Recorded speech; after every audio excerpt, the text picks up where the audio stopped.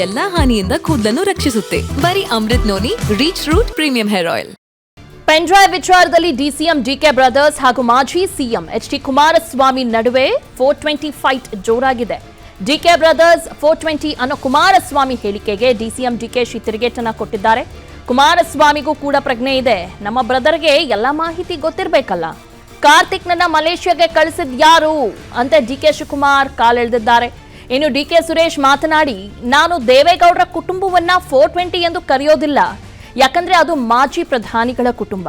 ದೇವೇಗೌಡರ ಕುಟುಂಬದ ಆಸ್ತಿ ಪೆನ್ ಡ್ರೈವ್ ತೆನೆ ಹೊತ್ತ ಮಹಿಳೆ ಪೆನ್ ಡ್ರೈವ್ ಹೊರಬೇಕಾಗುತ್ತದೆ. ಇದು ಪೆನ್ ಡ್ರೈವ್ ಕುಟುಂಬ ಅಂತ ಡಿಕೆ ಸುರೇಶ್ ಲೇವಡಿ ಮಾಡಿದ್ದಾರೆ. ಈ ಚಿಲ್ಲರೆ ಅಣ್ಣ ತಮ್ಮಂದ್ರೆ ಅವರಲ್ಲ ಪಾಪ, ಏನು ಮಹಾನ್ ಇವರಲ್ಲ ಅವರು. ಇಬ್ಬರು ಇವತ್ತು ಏನು ಹೇಳಿಕೆ ಕೊಟ್ಟವ್ರೆ? ಕುಮಾರಸ್ವಾಮಿನೇ ಬಿಟ್ಟಿರ್ಬೇಕು. ದೇವರಾಜೇಗೌಡನ್ನ ಕುಮಾರಸ್ವಾಮಿ ಮೊದಲು ಭೇಟಿ ಮಾಡಿದ್ರು. ಕುಮಾರಸ್ವಾಮಿ ದೇವರಾಜೇಗೌಡ ಮೊದಲು ಭೇಟಿ ಮಾಡಿದ್ರು. ಕುಮಾರಸ್ವಾಮಿನೇ ಬಿಟ್ಟಿರ್ಬೋದು ಅಂತೇಳಿ ಈ 420 ಹೇಳೋರಲ್ಲ. ಎಲ್ಲ ಹೇಳ್ಬಿಟ್ಟಿದ್ದಾನೆ 420 ಅಂತ. ಅವನಿಗೂ ಪ್ರಜ್ಞೆ ಇದೆ ಕುಮಾರಸ್ವಾಮಿಗೆ. ಏಕವಚನಲ್ಲಿ ಮಾತಾಡ್ಬೋದು, ವಯಸ್ಸು ಚಿಕ್ಕು, ಅದೆಲ್ಲ ಮಾಡ್ಬೋದು. 420 ಅಂತ ಹೇಳೋಷ್ಟು ಅವನಿಗೆ ಅಷ್ಟು ಮೂರ್ಖ ಅಲ್ಲ. ಎಲ್ಲ ಹೇಳ್ಬಿಟ್ಟಿದ್ದಾನೆ 420 ಅಂತ. ಅವನಿಗೂ ಪ್ರಜ್ಞೆ ಇದೆ ಕುಮಾರಸ್ವಾಮಿಗೆ. ಏಕವಚನಲ್ಲಿ ಮಾತಾಡ್ಬೋದು, ವಯಸ್ಸು ಚಿಕ್ಕು, ಅದೆಲ್ಲ ಮಾಡ್ಬೋದು. 420 ಅಂತ ಹೇಳೋಷ್ಟು ಅವನಿಗೆ ಅಷ್ಟು ಮೂರ್ಖ. ನಾನು ಅವ್ರ ಕುಟುಂಬನ 420 ಅಂತ ಕರೆಯಲ್ಲ. ಮಾಜಿ ಪ್ರಧಾನಮಂತ್ರಿಗಳ ಕುಟುಂಬವನ್ನ ನಾನು 420 ಅಂತ ಕರೆಯಲ್ಲ. ಯಾಕೆಂದ್ರೆ ಅವ್ರಿಗೆ ಅಭಿಮಾನಿಗಳಿಗೆ ಬೇಜಾರಾಗುತ್ತೆ. ಆದ್ರೆ ಈ ಕುಟುಂಬವನ್ನ ಇಡೀ ಪ್ರಪಂಚ ಕೊಂಡಾಡ್ತಾ ಇದೆ, ಹೊಗಳ್ತಾ ಇದೆ. ಈ ರಾಜ್ಯದ ಜನ ಹೊಗಳ್ತಾ ಇದ್ದಾರೆ. ಈ ಕುಟುಂಬದ ಆಸ್ತಿ ಏನಂತ ಪೆನ್ ಡ್ರೈವ್ ಆಸ್ತಿ.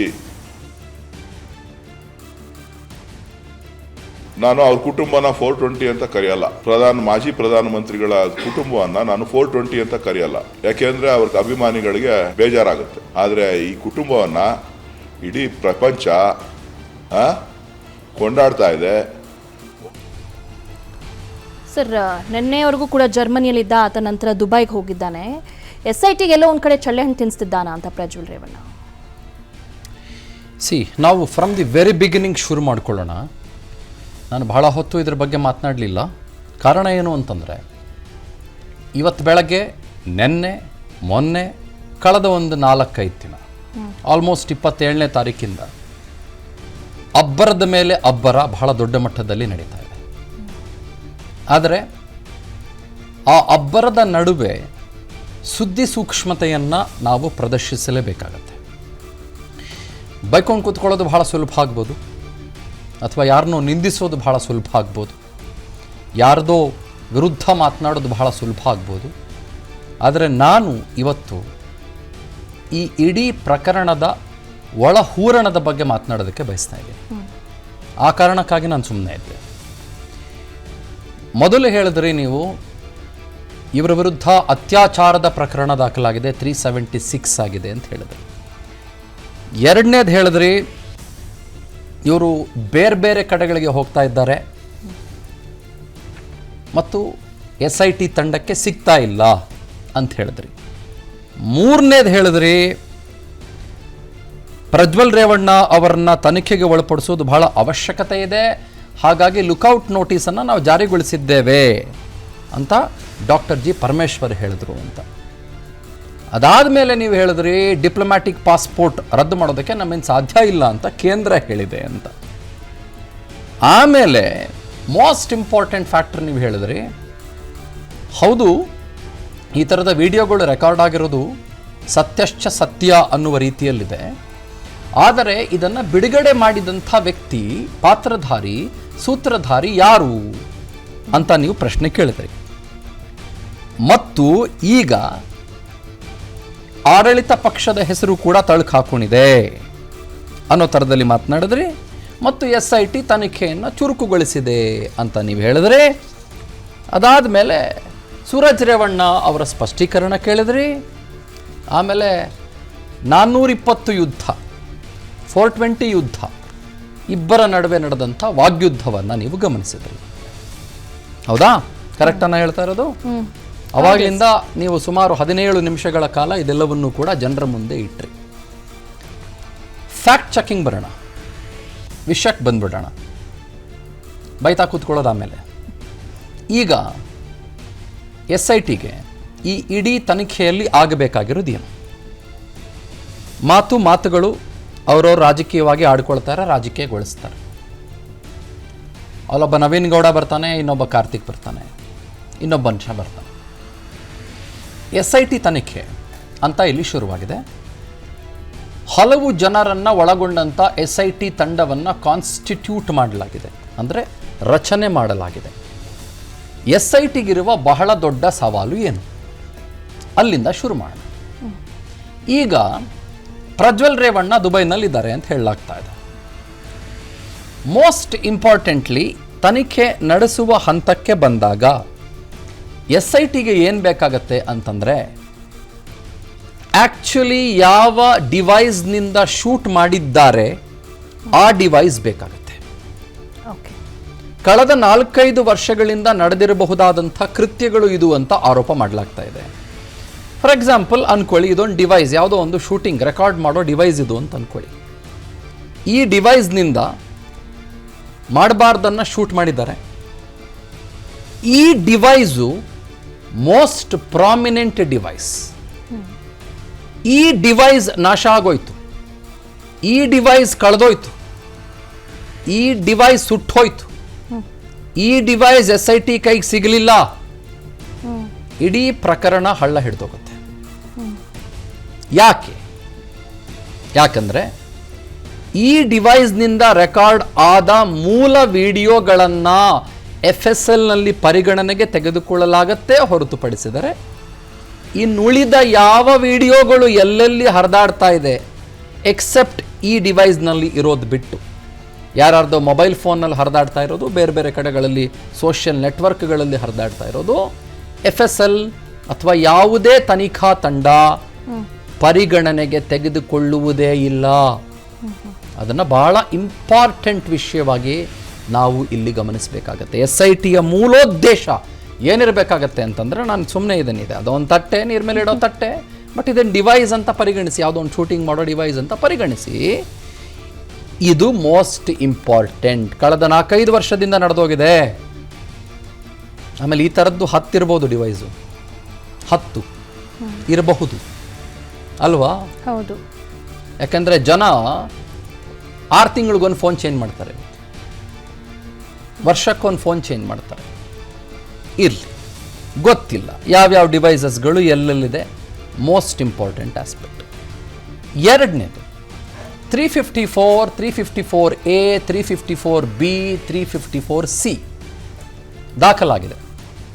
ಏನು 354 ಅಂತಂದರೆ, outrage of modesty of woman, ಒಬ್ಬ ಹೆಣ್ಣು ಮಗಳ ಮಾನಹಾನಿ. 354A-B-C ಅಂತಂದರೆ ಏನು?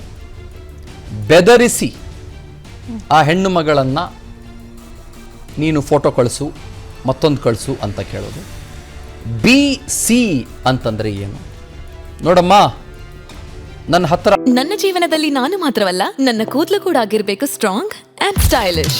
ಬರೀ Amrut noni reach root premium hair oil ನೊಂದಿಗೆ. Reach root premium hair oil. ನಿನ್ನದು ಯಾವುದೋ ಈ ರೀತಿಯದಾದಂಥ ಒಂದು ಏನೋ ಇದೆ, ಅದು ನನ್ನ ಬಳಿ ರೆಕಾರ್ಡ್ ಆಗಿದೆ, ಅದು ಒಂದು ಟೆಕ್ನಿಕಲ್ ಆಸ್ಪೆಕ್ಟ್ ಆಗಿದೆ, ಹಾಗಾಗಿ ನಾನು ಹೇಳಿದಂತೆ ಕೇಳಬೇಕು ಅಂತನ್ನೋದು. ಇದೆಲ್ಲವೂ ಕೂಡ 354 IPC ಇಂಡಿಯನ್ ಪೀನಲ್ ಕೋಡ್ ಕಲಂ 354A class B class C ಅಡಿಯಲ್ಲಿ ಬರುತ್ತೆ. ನೆಕ್ಸ್ಟ್ ಕಾನೂನಾತ್ಮಕವಾಗಿ ಮಾತಾಡೋಣ ಮತ್ತೊಮ್ಮೆ. 376 ಕ್ಲಾಸ್ 2 ಇಲ್ಲಿ ದಾಖಲಾಗಿದೆ. ಯಾರ ವಿರುದ್ಧ? ಪ್ರಜ್ವಲ್ ರೇವಣ್ಣ ಅವರ ವಿರುದ್ಧ. ಏನು 376 ಅಂದರೆ, ಒಬ್ಬ ಹೆಣ್ಣು ಮಗಳ ಮೇಲೆ ನಡೆಸಿದಂಥ ಅತ್ಯಾಚಾರ.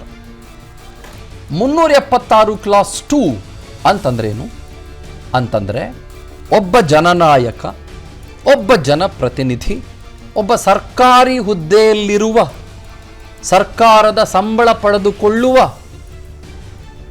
ಒಬ್ಬ ಮನುಷ್ಯ ಒಬ್ಬ ಹೆಣ್ಣು ಮಗಳ ಮೇಲೆ ನಡೆಸಿದಂಥ ಕೃತ್ಯ 376 ಕ್ಲಾಸ್ 2. ಇನ್ನೂ ಒಂದು ಪ್ರಕರಣ ಇದೆ, 376 ಕ್ಲಾಸ್ 2 ಕ್ಲಾಸ್ N. ಏನು ಹಾಗಂದರೆ, 376 ಅಂದರೆ ಅತ್ಯಾಚಾರ, 376 ಕ್ಲಾಸ್ 2 ಅಂತಂದರೆ ಒಬ್ಬ ಜನಪ್ರತಿನಿಧಿ ನಡೆಸಿದಂಥ ಅತ್ಯಾಚಾರ ಅಥವಾ ನಡೆಸಿದ್ದಾರೆ ಅಂತ ಹೇಳಲಾಗುವ ಅತ್ಯಾಚಾರ. ಅದರಲ್ಲಿ ಕ್ಲಾಸ್ ಎನ್ ಸೇರಿಕೊಳ್ತು. ಹಾಗಂದ್ರೆ ಏನು? Repeated offence. 376 class 2 class N is repeated offence. ಮತ್ತೆ ಮತ್ತೆ ಪದೇ ಪದೇ ಅಫೆನ್ಸ್ಗಳನ್ನು ಇದೇನೋ ಇದೆ ಗುಮ್ಮ ಬಂತು ಅಂತ ತೋರಿಸಿ ಅವರ ಮೇಲೆ ನಡೆಸಿದಂಥ ದೌರ್ಜನ್ಯ ಇದು ಇಲ್ಲಿ ದಾಖಲಾಗಿದೆ ಸಂಸದರ ವಿರುದ್ಧ. ಇಲ್ಲಿ ಮೂರನೇ ಟೆಕ್ನಿಕಲ್ ಆಸ್ಪೆಕ್ಟ್ಗೆ ನಾನು ಬರ್ತೇನೆ. ರೇವಣ್ಣ ಅವರ ವಿಷಯ. ಮಾಜಿ ಸಚಿವರಾಗಿದ್ದರು, ಪ್ರಸ್ತುತ ಹೊಳೆ ನರಸೀಪುರದ ಶಾಸಕರಾಗಿದ್ದಾರೆ. ಅವರ ವಿರುದ್ಧ ಇದ್ದ ಪ್ರಕರಣ 354 outrage of modesty of women, ಜೊತೆಗೆ 506 ಕ್ರಿಮಿನಲ್ ಇಂಟಿಮಿಡೇಷನ್, ಅಂದರೆ ಏನೋ ಒಂದು ಕ್ರಿಮಿನಲ್ ಸಂಚು ರೂಪಿಸಿದ್ದಂಥ ಆರೋಪ ಮತ್ತು ಇನ್ನು ಕೆಲವು ಸೆಕ್ಷನ್ಗಳು. ಪ್ರಜ್ವಲ್ ರೇವಣ್ಣ ಅವರ ವಿರುದ್ಧ IT ಆ್ಯಕ್ಟ್ನಲ್ಲೂ ಕೂಡ ಪ್ರಕರಣ ದಾಖಲಾಗಿದೆ. IT ಆ್ಯಕ್ಟ್ನಲ್ಲಿ ಏನು? ಯಾವುದೇ ರೀತಿಯ ಡಿವೈಸಸ್ಗಳನ್ನು ಸಾಧನಗಳನ್ನು ಬಳಸಿ ಅಶ್ಲೀಲವಾದದ್ದನ್ನು ರೆಕಾರ್ಡ್ ಮಾಡುವುದಾಗಲಿ ಪಸರಿಸುವುದಾಗಲಿ ಮಾಡಬಾರ್ದು. ಇರಲಿ, ರೇವಣ್ಣ ಅವರ ವಿಷಯಕ್ಕೆ ಬರ್ತಾನೆ. ರೇವಣ್ಣ ಅವರ ಮೇಲೆ ಇದ್ದಂಥ ಎಲ್ಲ ಪ್ರಕರಣಗಳೂ ಕೂಡ ಬೇಲಬಲ್ ಅಫೆನ್ಸಸ್ ಆಗಿದ್ವು. ಅಂದ್ರೇನು? ಅವರಿಗೆ ತತ್ಕ್ಷಣದಲ್ಲಿ ಬೇಲ್ ಸಿಗಬಹುದಾದಂಥ ಅಫೆನ್ಸಸ್ ಆಗಿದ್ವು. ಆ ಕಾರಣಕ್ಕಾಗಿ ಅವರು ಆಂಟಿಸಿಪೇಟರಿ ಬೇಲ್ನ ಹಾಕಿಕೊಂಡಿರಲಿಲ್ಲ. ಅವರಿಗೆ ಬೇಲ್ ಇಮಿಡಿಯೇಟ್ಲಿ ಬಹುಶಃ ಮಂಜೂರಾಗಿ ಬಿಡಬಹುದಾಗಿತ್ತು. ಒಂದು ವಿಚಾರಣೆ ನಡೆಸಿದ ನಂತರದಲ್ಲಿ ವಶವೋ ಮತ್ತೊಂದೋ ಮಗದೊಂದೋ ಆಗಲಿಕ್ಕಿರಲಿಲ್ಲ. ಯಾಕಂದರೆ ಒಬ್ಬ ಸಂತ್ರಸ್ತೆ ಬಂದು ಹೇಳಿಕೆಯನ್ನು ಕೊಟ್ಟಿದ್ರು, ಮತ್ತೊಂದಿತ್ತು, ಬೇರೆ ಇತ್ತು. ಅದರ ಜೊತೆಗೆ ಇಂದಿಷ್ಟು ವಿಡಿಯೋ ಬಂಚಸ್. ಇಲ್ಲಿ ಗಮನಿಸಿ, 2 ವಿಷಯ ಇದೆ ಅಲ್ಲಿ, ಗೊತ್ತಾಯ್ತಾ? ಸಂತ್ರಸ್ತೆಯರ ಹೇಳಿಕೆಯು, ಅವರ ಕಂಪ್ಲೇಂಟು ಮತ್ತು 164 CRPC ಅಡಿಯಲ್ಲಿ, ಕ್ರಿಮಿನಲ್ ಪ್ರೊಸೀಜರ್ ಕೋಡ್ ಅಡಿಯಲ್ಲಿ ಅವರು ಮ್ಯಾಜಿಸ್ಟ್ರೇಟರ್ ಮುಂದೆ ದಾಖಲು ಮಾಡಿರುವ ವಿಚಾರಗಳು.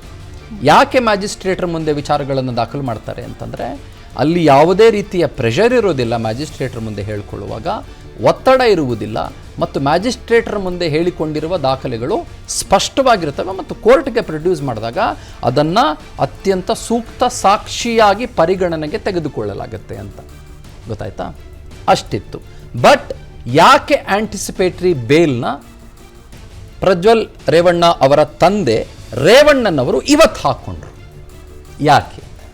ಯಾಕೆಂದರೆ ದ ಮೋಸ್ಟ್ ಇಂಪಾರ್ಟೆಂಟ್ ಆಸ್ಪೆಕ್ಟ್, ಅವರ ವಿರುದ್ಧ ಇದ್ದಂಥ ಬೇಲಬಲ್ ಅಫೆನ್ಸಸ್ಗಳು ವಾದ ಪ್ರತಿವಾದಗಳ ನಡುವೆ 376 ಅವರ ವಿರುದ್ಧವೂ ಯಾಕೆ ಹಾಕಬಾರ್ದು ಅನ್ನುವ ಪ್ರಶ್ನೆ ಘನ ನ್ಯಾಯಾಲಯದಲ್ಲಿ, ಯಾವ ನ್ಯಾಯಾಲಯ? Representative of people court, RP court, ಪ್ರಜಾಪ್ರತಿನಿಧಿಗಳ ಕೋರ್ಟ್ನಲ್ಲಿ ಬಂತು. ಆ 376 ಈಸ್ ನಾಟ್ ಬೇಲಬಲ್. ಬೇಲಬಲ್ ಅಂದರೆ ಬೇಲ್ ಸಿಗೋದೇ ಇಲ್ಲ ಅಂತಲ್ಲ, ಅದಕ್ಕೊಂದಿಷ್ಟು ಜುಡಿಷಿಯಲ್ ಪ್ರಾಸೆಸ್ಗಳಿರ್ತವೆ. ಕಸ್ಟಡಿಗೆ ಹೋಗೋದಿರುತ್ತೆ, ಪೊಲೀಸರು ಕಸ್ಟಡಿಗೆ ಕೇಳೋದಿರುತ್ತೆ, ವಿಚಾರಣೆ ತೀವ್ರ ಹಂತದಲ್ಲಿ ಇರೋದಿರುತ್ತೆ ಮತ್ತು ಬಹಳ ಗಂಭೀರತರವಾದಂಥ ಪ್ರಕರಣವಾಗಿರುತ್ತೆ. 376 ಹಾಕಬಹುದು ಅನ್ನುವ ಗಮನ ರೇವಣ್ಣನವರಿಗೆ ಬರ್ತಿರುವ ಸಂದರ್ಭದಲ್ಲಿಯೇ ಅವರು ಆಂಟಿಸಿಪೇಟರಿ ಬೇಲ್ಗೆ ಮೂವ್ ಮಾಡಿಕೊಂಡ್ರು.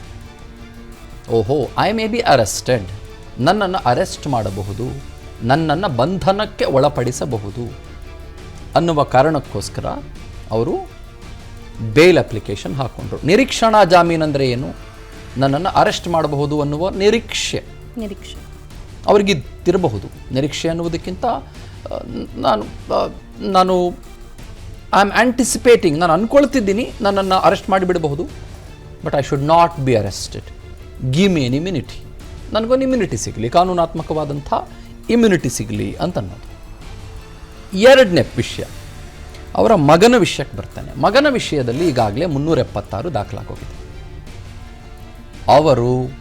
ಅವರ ವಕೀಲರ ಮೂಲಕ ಯಾವುದೇ ಬೇಲ್ ಅಪ್ಲಿಕೇಶನ್ ಮೂವ್ ಮಾಡಿಸಿಕೊಂಡಿಲ್ಲ, ಅದು ಆಂಟಿಸಿಪೇಟರಿ ಬೇಲ್ ಹಾಕಿಕೊಂಡಿಲ್ಲ. ಆ ಕಥೆ ಏನಾಗಬಹುದು?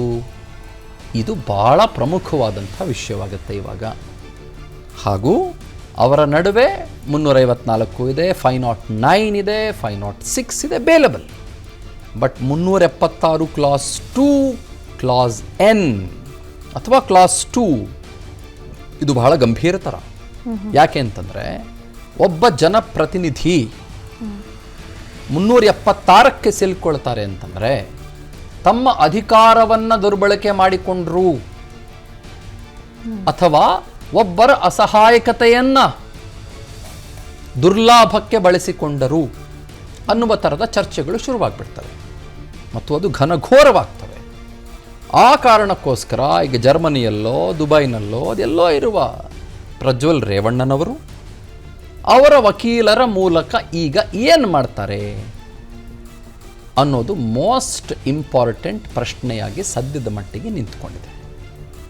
ಗೊತ್ತಾಯ್ತಾ?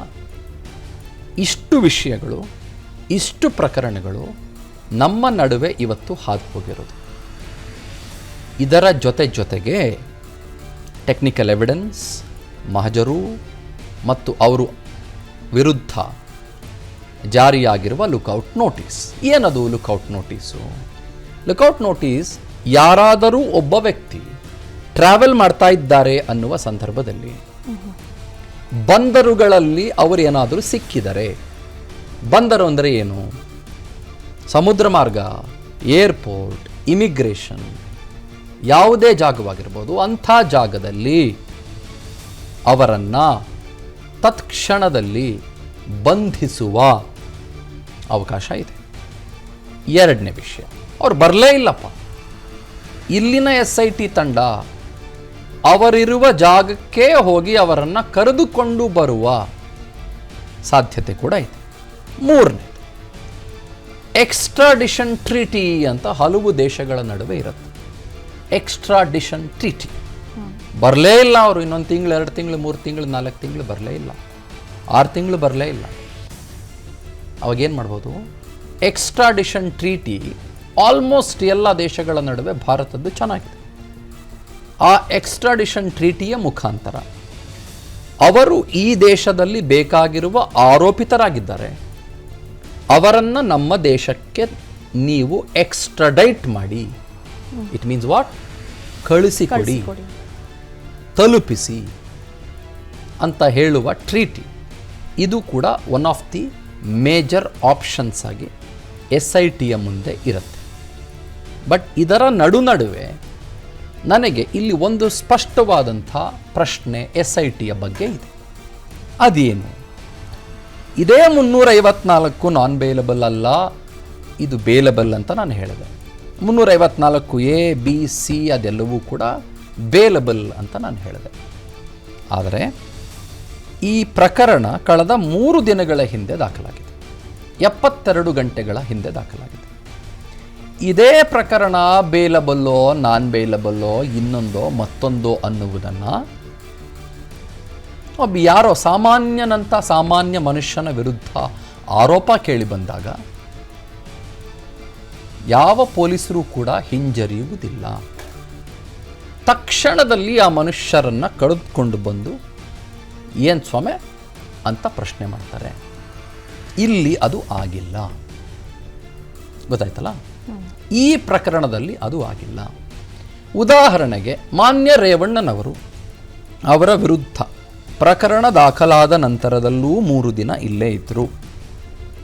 ಲಾಯರ್ಗಳ ಜೊತೆಗೆ ಚರ್ಚೆ ನಡೆಸ್ತಾ ಇದ್ರು, ಮಾತನಾಡ್ತಾ ಇದ್ರು, ಮೀಡಿಯಾಗಳಿಗೆ ಬೈಟ್ ಕೊಡ್ತಾ ಇದ್ರು.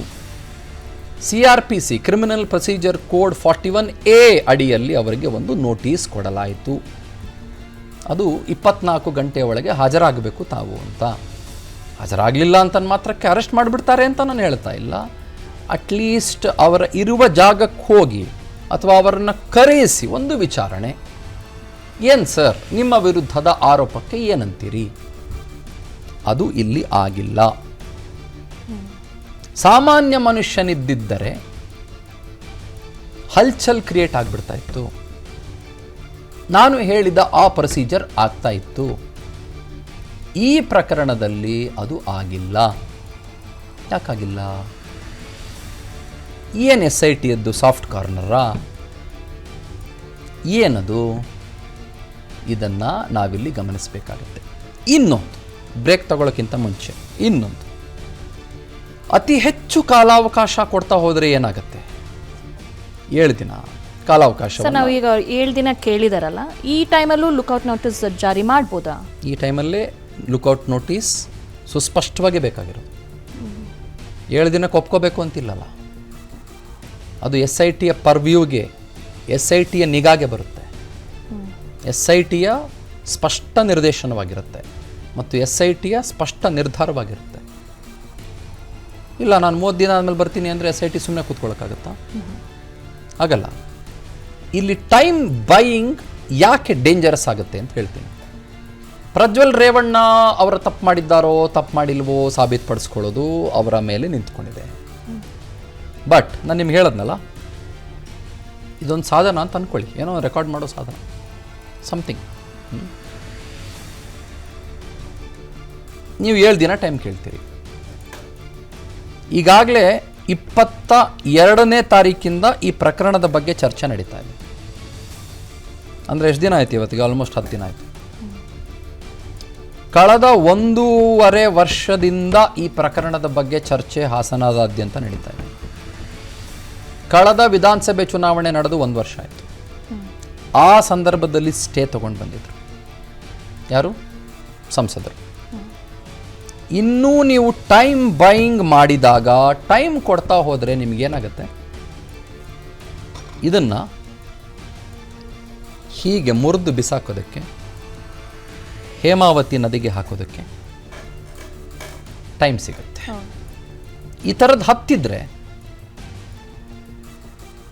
102 ರೂಪಾಯಿ ಕೊಟ್ಟು ಪೆಟ್ರೋಲ್ ತಂದು ಸುರಿದಾಕೋದಕ್ಕೆ ಅವಕಾಶ ಸಿಗುತ್ತೆ. ಆವಾಗ ನಿಮಗೆ ಇದರ ಕಥೆ ಏನು? ಇದರ ಕಥೆ ಇದು, ಖಾಲಿ ಕೈ. ಇದು most important. When you buy time, when you give more time, ಇದೊಂದು ಪ್ರಕರಣ ಅಂತ ನಾನು ಜನರಲೈಸ್ ಮಾಡಿ ಹೇಳ್ತಾ ಇಲ್ಲ. ಟು ಎನಿವನ್ ಏನಾದರೂ ಸಾಕ್ಷಿ ನಾಶ ಮಾಡುವುದಕ್ಕೆ ಸಮಯಾವಕಾಶ ಯಥೇಚ್ಛವಾಗಿ ಸಿಕ್ಕಿದ ಹಾಗಾಗತ್ತೆ. ಈಗ ಮಾನ್ಯ ಸಂಸದರು ವಿದೇಶಕ್ಕೆ ಹೋಗಿದ್ದಾರೆ. ಗೊತ್ತಿಲ್ಲ ನನಗೆ, ಐ ಡೋಂಟ್ ನೋ. ಅವರ ಹತ್ರ 1-2 ಮೊಬೈಲ್ ಫೋನ್ ಇದ್ದಿರಬಹುದು ಅಂತ ಅಂದ್ಕೊಳ್ತೀನಿ.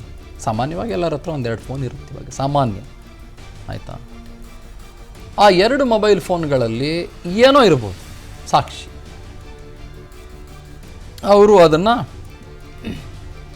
350 ಕಿಲೋಮೀಟರ್ ಸ್ಪೀಡ್ನಲ್ಲಿ ಬರುವ ಬುಲೆಟ್ ಟ್ರೈನ್ನ ಕೆಳಗಿಟ್ಟು ಹೊಸ ಮೊಬೈಲ್ ಫೋನ್ ತೊಗೊಂಡು ಬಂದರೆ ನೀವು ಕೇಳೋಕ್ಕಾಗಲ್ಲ ಅವ್ರಿಗೆ, ಅಥವಾ ಹುಡ್ಕೊಂಡು ಹೋಗೋಕ್ಕೂ ಆಗಲಿಕ್ಕಿಲ್ಲ. ಅವ್ರು ಮಾಡ್ತಾರೆ ಅಂತ ನಾನು ಹೇಳ್ತಾ ಇಲ್ಲ, ನಾನು ಹೇಳ್ತಿರೋದು, ನಾನು ಜನರಲೈಸ್ಡಾಗಿ ಹೇಳ್ತಾ ಇದ್ದೀನಿ ಎಲ್ಲವೂ ಕೂಡ. ಅಥವಾ ಇನ್ನೊಬ್ರು ಯಾರೋ ಬೇರೆ, ಈ ಇಡೀ ಪ್ರಕರಣನೇ ಬಿಟ್ಬಿಡ್ರಿ, ಬೇರೆ ಇನ್ನೊಂದು ಯಾವುದೋ ಒಂದು ಪ್ರಕರಣ ಸಮಯ ಬೈ ಮಾಡ್ತಾ ಮಾಡ್ತಾ ಮಾಡ್ತಾ ಮಾಡ್ತಾ ಹೋದಷ್ಟು ಆ ಪ್ರಕರಣ ವೀಕ್ ಆಗ್ತಾ ಹೋಗುತ್ತೆ. ಫಾರ್ ಎಕ್ಸಾಂಪಲ್, ಈ ಪ್ರಕರಣ ಬರೋಣ. 6-7 ವರ್ಷಗಳ ನಂತರದಲ್ಲಿ ಹಲವು ಜನ ಹೆಣ್ಮಕ್ಳು ಮುಂದೆ ಬಂದಿದ್ದಾರೆ. 6-7 ವರ್ಷಗಳ ನಂತರದಲ್ಲಿ ಅಂತ ಹೇಳಲಾಗ್ತಾ ಇದೆ. ಈಗ ಸಿಗಬಹುದಾದಂಥ ಸಾಕ್ಷಿಗಳು ಏನು? ಟೆಕ್ನಿಕಲ್ ಎವಿಡೆನ್ಸ್ ಏನು? ಸರ್ಕಮ್ಸ್ಟಾನ್ಷಿಯಲ್ ಎವಿಡೆನ್ಸಸ್ ಏನು? ಕ್ಷೀಣ, ಅಮೀಬಾಷ್ಟು ಕ್ಷೀಣ. ಈ ಪ್ರಕರಣ ಎಲ್ಲಿಗೆ ಹೋಗಿ ಮುಟ್ಬೋದು ಗೊತ್ತಿಲ್ಲ. But when you don't find the original device, ಈ ಪ್ರಕರಣ ಸಮಸ್ಯೆಯ ಪ್ರಕರಣವಾಗಿ, ಬಗೆಹರಿಯದ ಪ್ರಕರಣವಾಗಿ 1.5 ತಿಂಗಳ ನಂತರದಲ್ಲಿ ಆಗುತ್ತೆ. ಹಾಗಾಗಿ ಕಾನೂನು ಚೆನ್ನಾಗಿದೆ, ಭಾರತದ ಕಾನೂನಿನ ಬಗ್ಗೆ ಬಹಳ ಗೌರವ ಇದೆ. SIT ಟೀಮ್ ಬಹಳ ಅತ್ಯುತ್ತಮವಾದಂಥ ಕೆಲಸವನ್ನೇ ಮಾಡ್ತಾ ಇದೆ.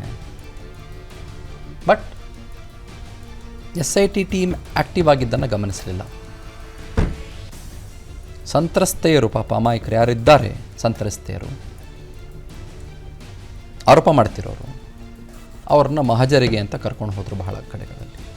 ಡೀಟೇಲ್ಸ್ ಪಡೆದುಕೊಂಡಿರ್ಬೋದು, ಇಲ್ಲ ಅಂತ ನಾನು ಹೇಳ್ತಾ ಇಲ್ಲ. However there are lot of things. ಒಂದು ಟೆಕ್ನಿಕಲ್ ಪ್ರಕರಣ ನೋಡಬೇಕು ಅಂತಂದಾಗ, ಒಂದು ಲೀಗಲ್ ಪ್ರಕರಣ ನೋಡಬೇಕು ಅಂತಂದಾಗ ಬೇಕಾಗತ್ತೆ. ನಾನು ಹೇಳ್ತೀನಿ ಕೇಳಿ, last but not the list, ಮತ್ತೆ ನಾನು ಇದನ್ನೇ ತೋರಿಸಿ ಹೇಳ್ತೀನಿ, ಸಿಗಲಿಲ್ಲ ಅಂದರೆ ಸರ್ ಈಗ ಹೆಣ್ಣು ಮಕ್ಕಳು ಏನಾದರೂ ಕಂಪ್ಲೇಂಟ್ ಕೊಟ್ಟರೆ ಅದಕ್ಕೂ ಸರ್ಕಮ್ಸ್ಟಾನ್ಷಿಯಲ್ ಎವಿಡೆನ್ಸಸ್, ಅದು ಎವಿಡೆನ್ಸ್ ಬೇಕು, ಎಲ್ಲದಕ್ಕೂ ಎವಿಡೆನ್ಸಸ್ ಬೇಕಾಗುತ್ತೆ. Okay okay. Court and law talks about evidences. ಅದು ಯಾವ ಕಾರಣಕ್ಕೂ ನಾಶವಾಗದಂತೆ SIT ನೋಡಿಕೊಳ್ಳಬೇಕು.